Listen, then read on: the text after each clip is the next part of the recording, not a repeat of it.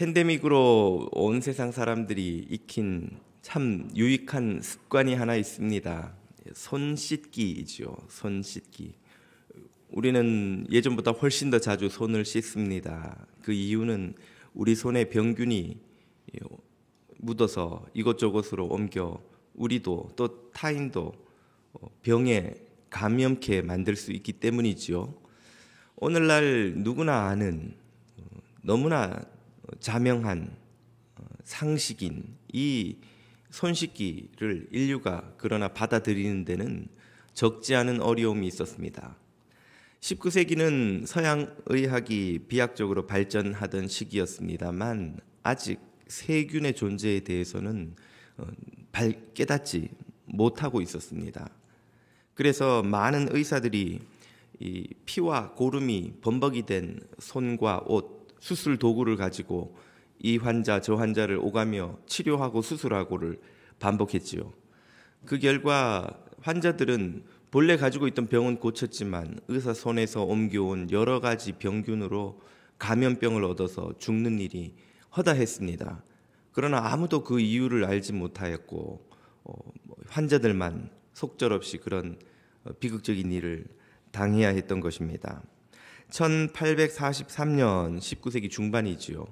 미국의 의사 올리버 웬델 홈즈가 처음으로 보스턴 의학회에서 이 환자들이 여러 가지 감염병으로 죽는 것이 우리 의사들의 손에서 옮겨지는 병균 때문일 수 있으니 우리는 수술이나 치료를 마치면 반드시 손을 씻고 옷을 갈아입어야 한다고 주장했습니다. 그러나 당시 대부분의 미국 의사들은 그의 주장을 무시했지요. 몇 년 뒤인 1847년에는 헝가리 산부인과 의사이자 교수인 이그나즈 제멜바이스가 수술 후 혹은 치료 후에는 반드시 염소수로 손을 씻어 소독해야 한다는 주장을 담은 논문을 내놓았습니다. 그러나 제멜바이스의 주장 역시 대부분의 의사들에겐 무시당했고 그는 오히려 그의 주장을 반대하는 이들에 의해서 두 곳의 대학에서 해임당하고 의사 면허도 박탈당했습니다. 그는 말년에 정신질환을 앓다가 그가 그토록 경고했던 그 감염증에 의한 참 폐혈증으로 안타깝게 생을 마감했습니다. 오늘 우리에게는 아이들도 아는 상식인 이런 주장을 왜 당시 의사들은 수용하지 못했던 것일까요? 여러 가지 이유가 있습니다만 제일 큰 이유 세 가지만 꼽아보자면 첫 번째는 무지를 꼽을 수 있습니다. 그들은 눈에 보이지도 않는 세균이 눈에 보이지도 않는 그 무엇이 존재해서 병을 옮긴다는 그 주장을 믿기가 힘들었던 것이죠. 아니, 보이지도 않는 게 어떻게 병을 옮긴단 말이야. 보이지도 않는 게 뭐가 존재한다는 말인가. 오늘 우리는 누구나 현미경으로 볼 수 있는 세균의 이 존재를 당시 의사들은 아직 현미경이 널리 보급되지 않았던 시절 받아들이기가 어려웠던 것이죠. 두 번째는 편견입니다. 제멜바이스는 당시 사람들이 중요하게 여겼던 명문가 출신도 아니었고 명문대학 출신도 아니었습니다. 별로 대수롭지 않은 대학을 나온 그의 논문은 용어나 논리 전개 방식이 고학력에 뛰어난 명문 대학을 나온 이들이 볼 때는 별로 대수롭지 않았기 때문에 그런 논문을 고려할 가치가 없다고 당시 의사들은 여겼던 것이죠. 셋째는 오만 때문입니다. 당시 의사들은 자신들의 손이 매개체가 되어서 환자들을 지금까지 죽여왔다는 사실을 받아들일 수가 없었습니다. 그런 제멜바이스의 주장에 그들은 분개했던 것이죠. 아니, 우리가 환자를 살리는 사람들인데 우리 손이 환자들을 죽여왔단 말인가. 받아들일 수 없었던 그들은 제멜바이스를 오히려 배척하기까지 했습니다. 아무튼 인류가 이 손소독의 상식을 받아들이는 데는 반세기가 더 걸렸습니다. 그동안 수많은 환자들이 똑같은 방식으로 의사들의 손에 의해서 감염된 감염병으로 목숨을 잃는 비극이 계속되었던 것이죠. 이 이야기는 사람이 진리를 수용한다는 게 얼마나 어려운가 하는 것을 보여줍니다. 큐빅을 바닥에 잔뜩 뿌려놓으면 그 중에 다이아몬드를 찾아내기가 어렵죠. 다 반짝이는 것들 사이에 있으면 무엇이 다이아몬드인지를 알기 어렵듯이 진리도 무지와 편견, 자만과 뒤섞이면 분별하기가 대단히 어렵습니다. 우리 마음속에 있는 큐빅, 무지, 편견, 오만이 여러 가지 방식으로 결합되면 진리 수용에 큰 장애물이 된다는 것을 오늘 본문이 우리에게 일깨우고 경고하는 것입니다. 오늘 우리가 읽은 본문은 요한복음 10장입니다. 다시 요한복음으로 돌아왔지요. 후반부를 함께 읽었는데요. 배경은 겨울이자 수전절의 예루살렘 성전 내 솔로몬 행각입니다. 논쟁이 벌어집니다. 예수님과 유대 종교 지도자들, 바리새인들 사이에서 벌어진 논쟁의 주제는 예수님의 정체였습니다. 예수님, 당신이 도대체 누구요? 당신의 정체가 뭐요? 하고 바리새인들이 예수님을 추궁합니다. 24절, 유대인들이 애워싸고 이르되 당신이 언제까지나 우리 마음을 의혹하게 하려 하나이까? 그리스도이면 밝히 말씀하소서 하니. 이 표현은 이전에 7장에서도 나왔었던 예수님이 과연 메시아인가 하는 논쟁의 종지부를 찍고자 하는 질문이죠. 당신이 메시아인지 아닌지 좀 확실하게 이야기를 하시오 하는 유대인들의 추궁입니다.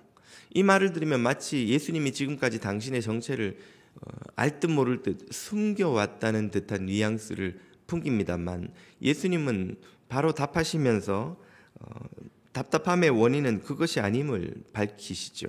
25절입니다. 예수께서 대답하시되 내가 너희에게 이미 내가 누구인지 말하였으되 내가 여러 차례 나 자신에 대해서 선언하지 않았느냐. 그런데 너희가 믿지 아니하는도다. 내가 말하지 않은 게 아니라 너희가 믿지 않는 거다. 이미 나는 진리를 선포했는데 너희가 진리를 받아들일 생각이 없는 것이다 하는 말이죠. 내가 내 아버지의 이름으로 행하는 일들이 또한 나를 증거하는 것이거늘 내가 말한 것뿐 아니라 내가 행한 것도 내가 누구인지를 드러내 보여주고 있지 않느냐. 그런데도 왜 못 믿느냐 하는 말씀이죠. 그래서 결국 26절에서 예수님은 문제가 어디에 있는지를 이렇게 드러내십니다. 너희가 내 양이 아니므로 믿지 아니하는도다. 내가 누군지 말하지 않은 것도 아니고 내가 누군지 내 표적으로 보여주지 않은 것도 아니고 다 보여주었고 다 말해주었지만 너희가 하나님의 양떼, 나의 양떼가 아니므로 그 자명한 진리를 믿지 않는다 하는 말씀이죠. 예수님의 이 말씀은 오늘 우리가 고난과 시련을 만날 때마다 주님께 내뱉는 말이 얼마나 어리석은 것인지를 금방 깨우쳐 줍니다. 우리는 고난을 만나면 제일 먼저 뭐라고 반응합니까? 하나님, 하필 왜 납니까? 왜 납니까? 예. 어느 기독교 지도자가 쓴 간증집을 보니까 책 제목이 그래요. Why me? Why me? 왜 하필 납니까? 수많은 사람들이 있는데 왜 이 고난이 하필 나한테 오는 겁니까? 하나님. 또 다른 반응은 하필 왜 이런 일입니까? 하나님. 내게 좋은 일도 주시고 복도 주시고 성공도 주시고 주실 게 많을 텐데 왜 그런 건 안 주시고 고난을 주시고 실패를 주시고 좌절을 주시고 왜 하필 나에게 이런 걸 주십니까? 대개 우리의 반응은 두 가지로 요약되죠. 왜 하필 납니까? 왜 이런 고난입니까? 이렇게 우리는 하나님께 원망부터 시작하지만 문제는 하나님이 아니라는 것이죠. 문제는 오히려 그런 고난을 맞이하고 있는 나라는 사실을, 자신이라는 사실을 우리는 깨닫지 못하고 있습니다. 하나님은 항상 어제나 오늘이나 내일이나 신실하신 분인 줄로 믿습니다. 하나님은 변치 않으시는 분이죠. 하나님은 흔들리지 않으시는 분입니다. 어제는 선한데 오늘은 악하신 분이 아니고, 어제는 우리를 돌보셨는데 오늘은 우리를 외면하시는 분이 아닙니다. 그분이 신실하시다면, 그분이 변함없으시다면, 그분이 선하시다면 문제는 그분에게서 찾을 것이 아니라 우리에게서 혹은 우리 주변에서 찾아야 하는 것이죠. 이 말은 하나님을 원망하는 대신 자신을 자학하라는 뜻이 아닙니다. 하나님을 원망하지 말고 하나님의 음성을 들으며 하나님이 보여주시는 뜻과 길을 발견하라는 뜻이죠. 하나님이 왜 이런 고난을 허락하셨고 이 고난을 통해서 우리에게 무엇을 이루시고자 하는지 그분의 음성을 듣고 그분의 뜻을 발견하고 그분이 보여주시는 길을 찾아야 한다는 의미입니다. 저와 여러분이 고난과 시련을 만날 때 주님, why me? 왜 하필 접니까? 하나님에게 원망을 쏟아놓는 대신 하나님의 음성을 들으실 수 있기를 축복드립니다. 이렇게 유대인들은 예수님에게 정체를 가르쳐 달라고 밝히라고 요구하지만 예수님은 유대인들이야말로 주님이 다 들려주신 계시를 믿지 않고 있고 그것은 유대인들이 주님의 양떼가 아니기 때문이라고 진실을 밝혀주셨습니다. 하지만 유대인들 입장에서도 항변할 말이 있습니다. 왜냐하면 유대인들은 메시아를 정말 간절히 기다리고 있었거든요. 메시아를 이렇게 기다리고 있는데 우리가 왜 메시아의 양떼가 아니라는 거요? 하고 유대인들이 항변할 법도 하죠. 왜 메시아를 간절히 기다리는 이 선민들에게 이렇게 모진 말씀을 예수님은 하시는가? 그 답이 오늘 본문의 첫 구절 배경에 이렇게 나와 있습니다. 22절을 보십시오. 예루살렘에 수전절이 이르니 때는 겨울이라. 수전절이라는 단어가 성경에서 처음 나옵니다. 구약에는 한 번도 나오지 않았고 신약에도 딱 이곳에만 나오는 그 절기인데요. 구약의 3대 절기 중에 하나도 아닌데 수전절이 도대체 뭘까 궁금하신 분들도 계실 텐데 유대인들이 많이 사는 동네, 저희 오클랜드도 그래요. 성탄절에 그 동네를 지나다 보면 크리스마스 트리가 있고 그 옆에 저렇게 생긴 그 촛대가 이렇게 불로 밝혀져 있는 걸 보신 분들이 계실 겁니다. 이 크리스마스 때 겨울에 우리 기독교인들이 크리스마스를 지키는 그 즈음해서 유대인들이 지키는 절기가 수전절입니다. 올해는 12월 16일부터 보통 8일을 지킵니다. 8일 동안 하루에 초를 한 개씩 붙이고 촛대 보통 9개거든요. 마지막 날에는 마지막 9번째를 밝혀서 다 이제 불을 밝히죠. 아무튼 이 겨울에 그 크리스마스 즈음해서 유대인들이 지키는 이 수전절, 히브리어로는 하누카라고 합니다. 하누카는 봉헌하다는 뜻이에요. 성전을 봉헌하다는 뜻이고 수전절은 겨울에 너무 손이 떨린다 뭐 그런 뜻이 아니고 닦을 수, 성전전, 궐전자를 써서 성전을 잘 닦아서 새롭게 해서 하나님께 올려드린다. 그런 의미를 담은 표현입니다. 수전절 혹은 하누카. 이 수전절이라는 사실을 굳이 이 10장은 밝히죠. 수전절이 뭐기에 이 절기를 이렇게 강조하는가? 바로 이 유대인들의 이 메시아 대망의 배경이 되는 절기가 수전절이기 때문입니다. 예수님 당시에서 한 2세기 정도를 거슬러 올라가면 알렉산더 제국이 세운 중근동의 대제국이 그가 죽은 후에 4개로 분리됩니다. 그 중에서 셀레우코스 왕국이 이 가나안, 팔레스틴을 지배하죠. 그런 셀레우코스 왕조의 잔혹한 통치에 못 견딘 유대인들이 그 유다 마카비라는 지도자를 선봉으로 해서 독립운동을 일으키고 마침내 기원전 165년 예수님 시대에 165년 전에 이 마카비 왕조를 세워 독립을 쟁취합니다. 그리고는 이방인들에 의해서 더러워졌던 성전을 청결케 해서 하나님께 다시 올려드린 날, 성전을 봉헌한 날, 깨끗게 해서 주님께 드린 날, 그 날을 기념해서 지키는 절기가 하누카, 수전절이었던 것이죠. 그리고 한 세기가 지납니다마는 기원전 65년경 즈음에 다시 이 마카비 왕국은 로마의 압제하에 다시 식민지가 됩니다. 그러니까 한 100년 정도의 짧은 독립을 누렸던 것이죠. 지금 유대인들의 마음속에는 그 마카비 왕국의 독립, 자유, 해방에 대한 그리움이 있는 거예요. 죄송합니다. 그 마카비 왕조와 같이 로마로부터, 헬라로부터 우리를 독립시켰던 마카비 왕조와 같이 로마로부터 우리를 독립시켜 주어서 자유와 해방과 자신들만의 왕국, 유대인들만의 독립된 왕국을 다시 세워줄 메시아를 그들은 간절히 기다리고 있었던 것이죠. 즉 그들이 기다리고 있었던 메시아는 정치적, 군사적 메시아였습니다. 그들이 기다리고 있었던 메시아는 군대를 이끌고 화려하게 등장해서 로마군을 다 섬멸해 줄 그런 메시아였어요. 유다인들의 왕국을 세워줄 메시아였어요. 유다인들에게 성공을 가져다 줄 그런 메시아였던 것이죠. 예수님처럼 십자가에서 죽으시는 메시아가 아니었습니다. 예수님처럼 죄와 죽음에서 그들을 해방시켜 줄 메시아가 아니었던 거예요.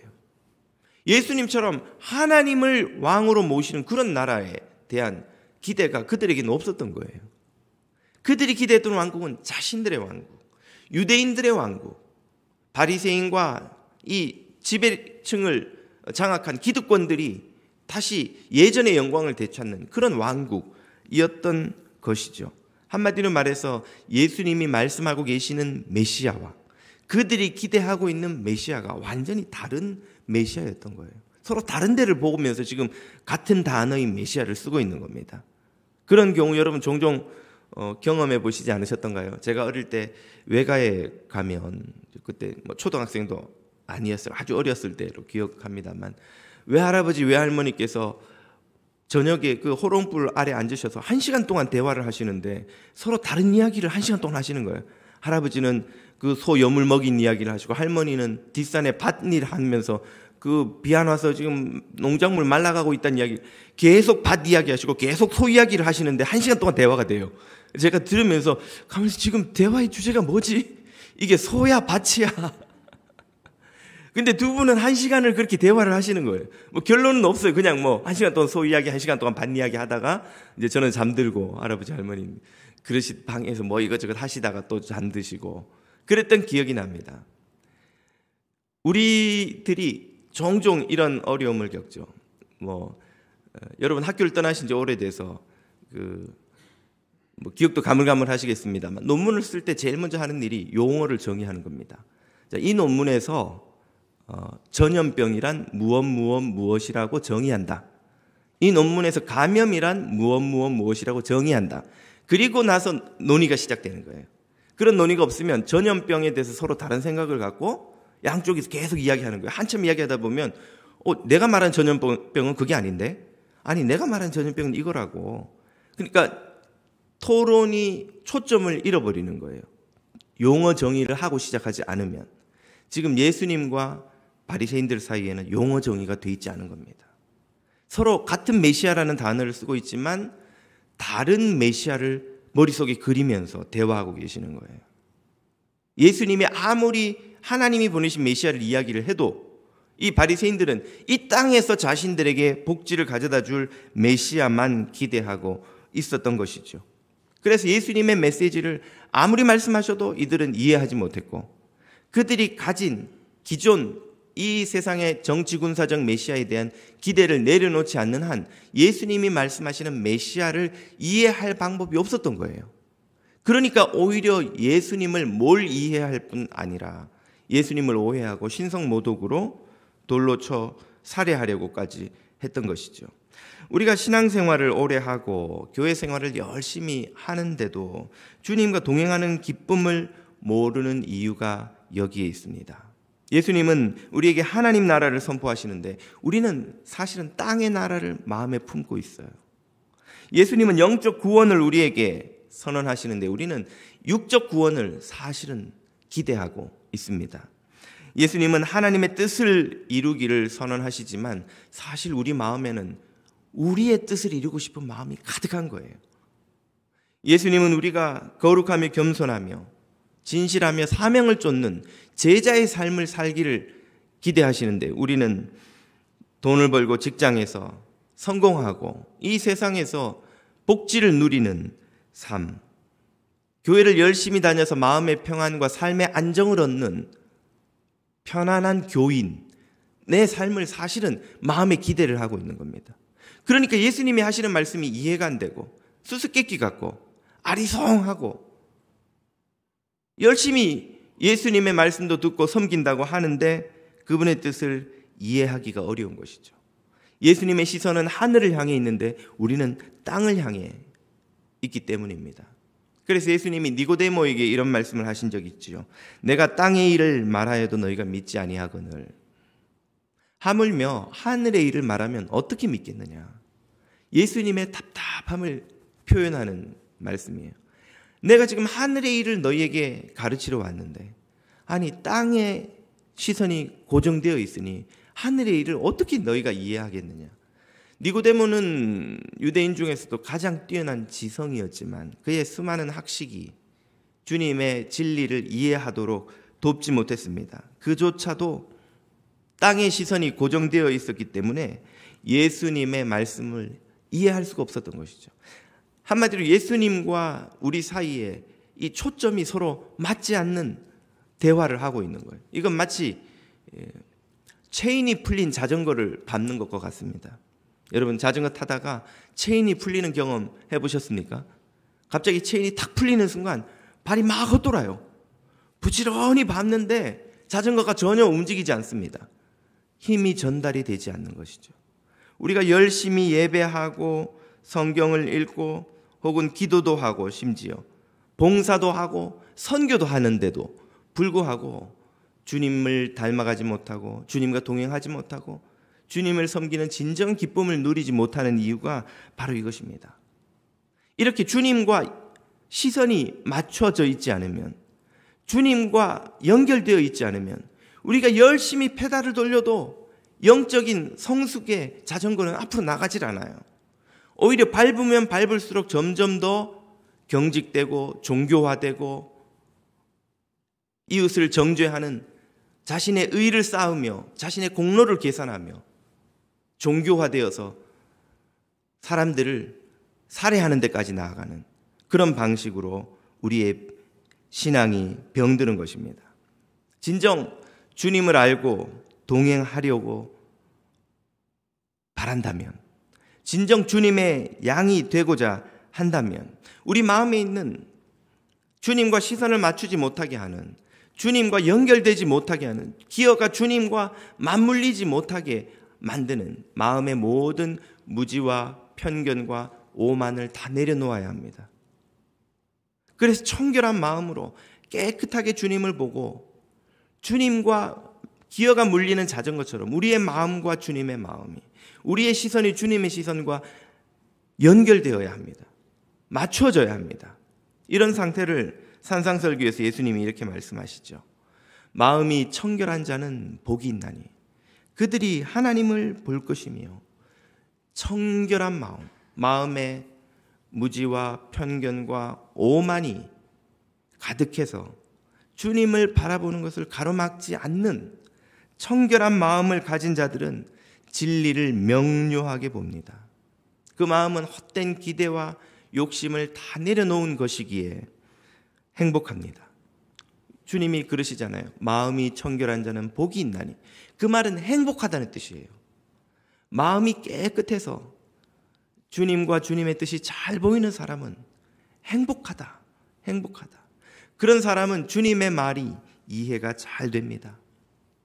창조주의 선한 계획이 이해가 됩니다. 예수 그리스도의 십자가의 사랑이 너무 잘 깨달아집니다. 주님이 주신 사명이 짐과 부담이 아니라 감사요, 기쁨입니다. 영생과 천국에 관한 주님의 모든 말씀이 명료하게 눈에 보입니다. 주님이 주시는 그 모든 복이 눈앞에 또렷이 보이는 거예요. 이런 마음을 가진 사람은 얼마나 복된지, 이런 마음을 가진 사람은 주님의 말씀을 믿고 받아들이는데 아무 어려움이 없습니다. 그래서 마음이 청결한 자는 복이 있나니 저희가 하나님을 볼 것임이요. 주님이 행복하다고 선언하신 거죠. 저와 여러분이 이런 청결한 마음으로 주님을 볼 수 있기를 축복합니다. 이런 청결한 마음을 그러면 도대체 우리는 어떻게 얻을 수 있을까요? 어떻게 하면 우리의 마음이 깨끗하게 청소되어서 모든 헛된 욕심과 미련과 두려움과 근심과 세상에 대한 부질없는 욕심을 다 내려놓고 청결한 마음을 얻을 수 있는 것일까요? 오늘 본문에서 주님이 그 방법도 가르쳐 주십니다. 그것은 첫 번째, 진리의 말씀을 통해서이죠. 34절 5절을 보십시오. 예수께서 이르시되 너희 율법에 기록된 바 내가 너희를 신이라 하였노라 하지 아니하였느냐. 성경은 패하지 못하나니 하나님의 말씀을 받은 사람들을 신이라 하셨거든. 주님은 당신을 믿지 못하는 이 유대인들에게 성경을 들어서 설득하십니다. 성경이 이렇게 말하고 있지 않느냐. 성경이 이렇게 선언하는데 그 성경에 의하면 내가 너희에게 한 말이 어떻게 신성모독이 될 수 있느냐. 마음을 내려놓고 헛된 욕심을 내려놓고 성경을 한번 들여다봐라. 성경을 보면 진리가 명료하게 보인다 하는 말씀이죠. 성경은 진리의 등대입니다. 성경은 하나님 나라를 들여다볼 수 있는 창이지요.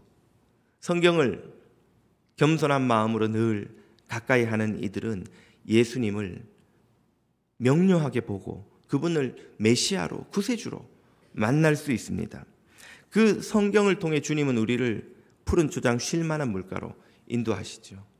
성경 속에서 말씀하시는 주님을 만나는 복, 푸른 초장 쉴 만한 물가로 인도함을 받는 복, 이런 복이 여러분의 것이 되기를 축복합니다. 이 성경과 더불어서 주님께서 또 한 가지 우리에게 가르쳐 주시는 청결한 마음을 얻는 방법이 있습니다. 그것은 주님을 깊이 묵상하는 것입니다. 37절 8절을 보십시오. 만일 내가 내 아버지의 일을 행하지 않거든. 자, 앞서는 주님의 말씀, 진리의 말씀을 강조하셨다면 여기서는 주님이 하신 일을 강조합니다.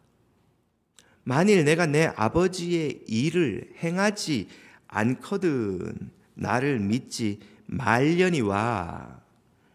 내가 그 아버지의 일을 행하거든 내가 하는 말은 믿지 아니할지라도 그 일은 믿으라. 내가 하는 말을 못 믿겠느냐?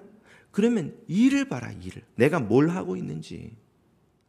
내가 사람들을 치유하고 살리고 위로하고 격려하고 일으키고 구원하는 일을 보아라. 그 일을 정직한 마음으로 너희들이 들여다보면 너희가 아버지께서 내 안에 계시고 내가 아버지 안에 있음을, 즉 아버지 하나님이 보내신 메시아임을 깨달아 알게 되리라. 아멘.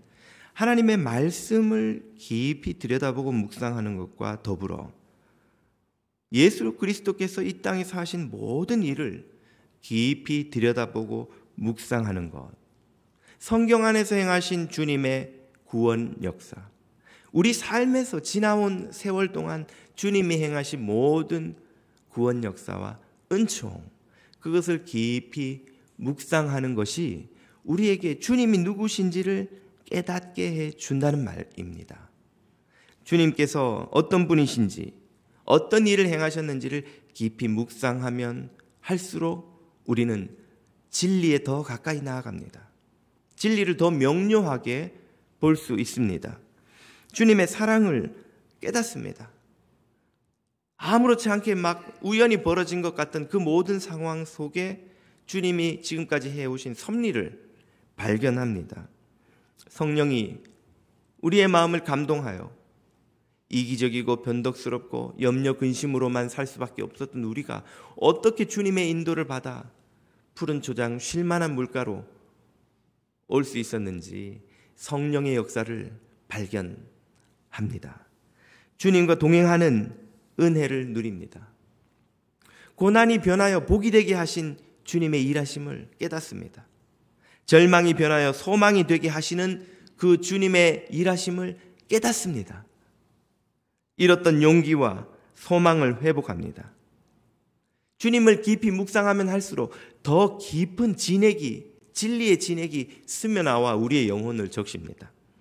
여러분, 음식도 금방 삼켜버리면 제대로 맛을 느끼지 못하죠. 제대로 소화도 안 되고 속이 탈이 나기도 합니다. 충분히 잘근잘근 많이 씹으면 씹을수록 더 단물이 그 음식에 맛있는 그 액이 다 스며 나와서 맛을 느낄 뿐 아니라 소화가 더 잘 됩니다. 모두 다 배설되지 않고 몸 안에 다 흡수되어서 우리에게 양분이 되지요. 주님의 일하심, 진리의 말씀도 마찬가지입니다. 그냥 슥 읽고 지나가 버리면 소화되지 않습니다. 깨달을 수가 없습니다. 우리의 영혼의 양분이 되지 못합니다. 그러나 그 말씀을 깊이 묵상하고 주님의 행하심을 깊이 되새기면 그것이 하나하나가 다 스며들어 우리의 영혼의 양분이 됩니다. 여러분, 되새기다는 말의 원래 의미가 무엇입니까? 소는 위장이 4개가 있다고 하죠. 풀을 뜯으면 그 풀을 첫 번째 위장에 넣어놨다가 조용할 때 끄집어내서 또 씹고 두 번째 위장에 넣어놨다가 또 다시 끄집어내서 또 씹고 세 번째 위장에, 네 번째 위장에 그렇게 여러 차례 끄집어내어서 다시 씹고 놓고 하는 동안에 그 거친 풀이 아주 부드러운 죽처럼 되어서 소에게 피가 되고 살이 되는 양분이 되는 거예요. 한번 생각해 보십시오. 우리는 고기도 먹지만 소는 풀만 뜯어 먹는데 우리보다 덩치도 더 크고 힘도 더 세잖아요. 아니, 무슨 재주로 소가 그렇게 힘이 셉니까? DNA가 원래 그렇게 디자인되기도 했지만 그 풀만 먹어도 풀의 양분이 소에게 남김없이 다 되새김질되어 흡수된다는 거예요. 하나님이 우리에게 이 세상을 그냥 버티고 살아낼 영양분이 아니라 이 세상에서 독수리처럼 날아올라 승리하고 하나님의 영광을 선포하고 위대한 하나님 나라를 세워갈 하나님 나라의 군사로서 승리할 수 있는 양분, 에너지를 말씀 안에 담아 우리에게 주셨는데 우리는 그걸 씹고 또 씹고 삼키고 또 삼키고 섭취하지 않고 그냥 덜컥 삼켜버려서 소화도 되지 않은 채 흘려보내버린다는 것이죠. 이 생명의 말씀 안에, 이 주님의 구원의 행하심 안에 그 모든 능력이, 성령의 능력이 다 담겨 있는데도 주님은 능력을 주셨는데도 우리는 그 능력을 제대로 섭취하지 않고 다 흘려버리는 거예요. 주님 왜 이렇게 힘든데 저에게 도움을 주시지 않으세요? 고난 속에 이길 힘을 주시지 않으세요? 살 길을 보여주지 않으세요? 바리새인들처럼 우리는 똑같이 주님에게 요구하는 거예요. 당신이 누군지 왜 안 밝히시오? 주님 왜 우리에게 힘을 안 주세요? 주님 왜 우리에게 답을 안 주세요? 주님 왜 우리에게 능력을 안 주세요? 내가 이미 능력도 줬고 힘도 줬고 답도 줬는데 너희가 듣지 아니하는도다. 우리가 듣지 않고 있는 거예요. 이 말씀 안에 살아있는 하나님의 능력을, 주님의 구원 역사 안에 역사하시는 성령의 능력을 주님은 우리가 먹고 섭취하고 힘을 얻어 이 세상을 승리하도록 다 채워주셨는데 우리가 듣지 않고 우리가 먹지 않고 우리가 흘려보내놓고는 주님에게 주님 왜 이 고난 중에 답을 안 주세요? 왜 저를 안 도와주세요? 왜 저를 힘을 안 주세요? 이 바리새인들처럼 끊임없이 우리는 주님만 원망하고 있는 것이 아닙니까? 이렇게 주님의 말씀을 깊이 묵상하고 주님의 행하심을 마음에 깊이 담고 또 묵상하는 이들에게 주님은 어떤 은혜를 주십니까? 28절 이하입니다. 내가 그들에게 영생을 주노니 영원히 멸망하지 아니할 것이요 또 그들을 내 손에서 빼앗을 자가 없느니라. 아멘. 그들을 주신 내 아버지는 만물보다 크심에 아무도 아버지의 손에서 그들을 빼앗을 수 없느니라. 아멘. 주님이 우리에게 영생을 주시는 줄 믿습니다. 빼앗을 자가 없어요. 아버지가 창조하신 아버지가 만물보다 세상보다 크심을 믿으시기를 축복합니다. 어떤 고난과 시련이 여러분을 위협해도 십자가와 부활로 이미 세상을 이기신 예수 그리스도의 손에서 여러분을 빼앗을 자가 없는 줄로 믿습니다. 성령께서는 우리 안에서 역사하시며 우리를 살리시고 일으키시고 다시 날아오르게 하시는 줄 믿습니다. 무엇 때문에 여러분은 낙심하고 계십니까? 무엇 때문에 답을 얻지 못하고 무엇 때문에 용기를 잃고 무엇 때문에 두려워하고 계시는지요? 주님은 이미 우리에게 세상을 이길 힘, 고난을 이길 힘을 넘치도록 부어주셨습니다. 청결하고 겸손한 마음으로 성경을 읽으며 늘 주님의 구원하시는 역사를 묵상하며 푸른 초장 쉴만한 물가로 인도함을 받아 승리하는 세상을 이기는 주님의 양떼가 다 되시기를 주님의 이름으로 축복합니다. 기도드리겠습니다.